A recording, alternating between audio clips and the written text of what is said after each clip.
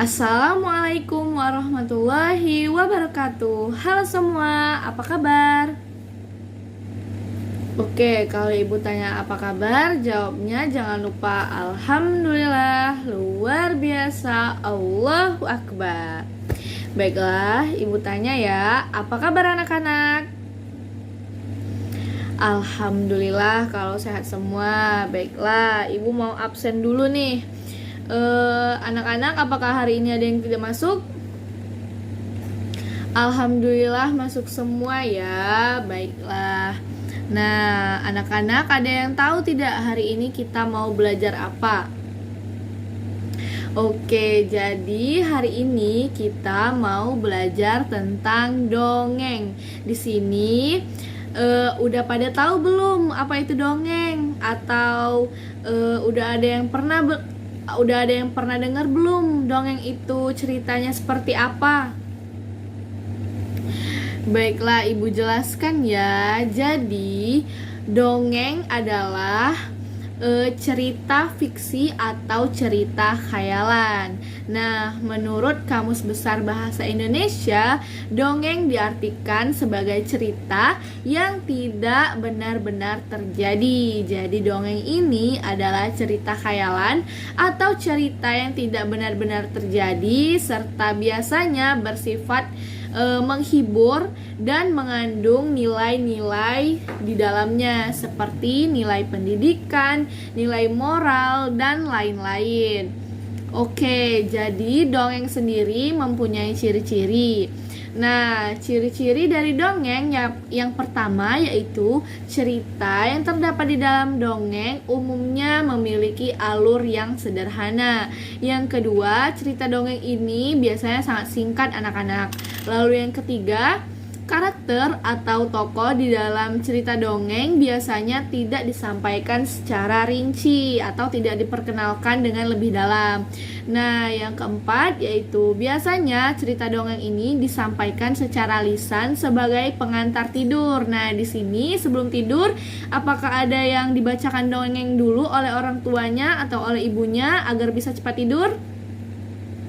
Oke, ibu lanjutkan ya. Jadi ciri-ciri dongeng terakhir yaitu dongeng mengandung pesan moral yang dapat dipelajari oleh pembaca atau pendengar.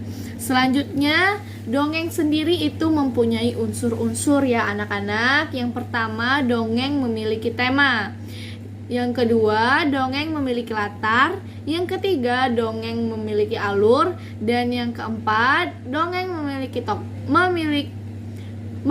tokoh. Yang kelima, dongeng memiliki penokohan. Dan yang terakhir, di dalam dongeng itu berisi amanat. Oke, selanjutnya kita akan ke contoh dongeng ya anak-anak. Nah, contoh dongeng pada buku kelas 3 tema 2 yaitu pada pembelajaran 1 ada judul dongeng yang berjudul Pohon Apel yang Tulus. Nah, di sini mari kita baca bersama-sama ya anak-anak. Nah, nanti cerita dongengnya akan ibu taruh di sebelah sini agar yang tidak punya buku juga bisa membacanya. Oke, kita mulai ya. Pohon apel yang tulus. Dahulu kala ada sebuah pohon apel besar. Ada seorang anak laki-laki bermain di sekitar pohon itu. Dia sangat menyayangi pohon itu. Pohon itu juga senang bermain bersamanya. Waktu berlalu, anak laki-laki itu pun tumbuh dewasa. Suatu hari, ia datang kembali. Pohon apel menyambutnya dengan gembira. "Ayo, bermainlah bersamaku," ajak si pohon apel. "Ah, aku tak punya waktu untuk bermain. Kami membutuhkan rumah untuk tempat tinggal. Bisakah kau membantuku? Kamu boleh memotong cabang-cabang pohonku ini untuk membangun rumahku." Jadi, anak laki-laki itu memotong semua cabang pohon dan pergi dengan riang. Pohon apel itu senang melihat temannya bahagia, tapi dia tak pernah kembali sejak saat itu. Pohon apel kembali merasa kesepian dan sedih. Akhirnya, laki-laki itu kembali lagi. Laki-laki itu dan pohon apel sekarang sudah sama-sama tua. Aku sudah tak bisa memberikan apa-apa, kata pohon apel. Tidak apa-apa, aku hanya membutuhkan sebuah tempat untuk beristirahat, jawab laki-laki itu. Baik, sisa batang pohon tua adalah tempat terbaik untuk bersandar dan beristirahatlah. Duduklah sini bersamaku dan istirahatlah, kata pohon apel.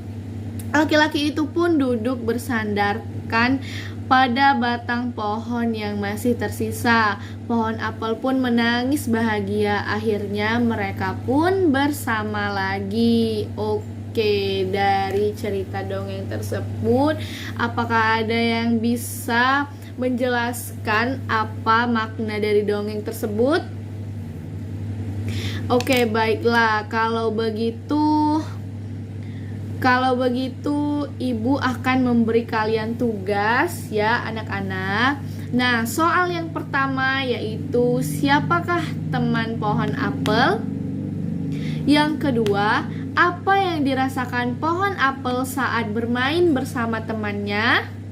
Yang ketiga, apa kebaikan yang diberikan oleh pohon apel? Yang keempat, mengapa pohon apel merasa kesepian dan sedih? Dan yang terakhir, soal terakhir, di akhir cerita, mengapa pohon apel menangis?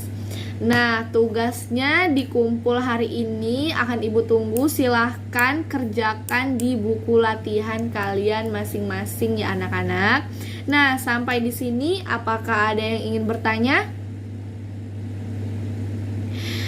Baiklah, jika tidak ada yang ingin bertanya, ibu tutup pelajaran kita pada hari ini dengan melafazkan lafaz hamdalah. Alhamdulillahirabbil alamin. Subhanakallahumma wa bihamdika asyhadu alla ilaha illa anta astaghfiruka wa atubu ilaik. Wassalamualaikum warahmatullahi wabarakatuh. Dadah, sampai jumpa lagi.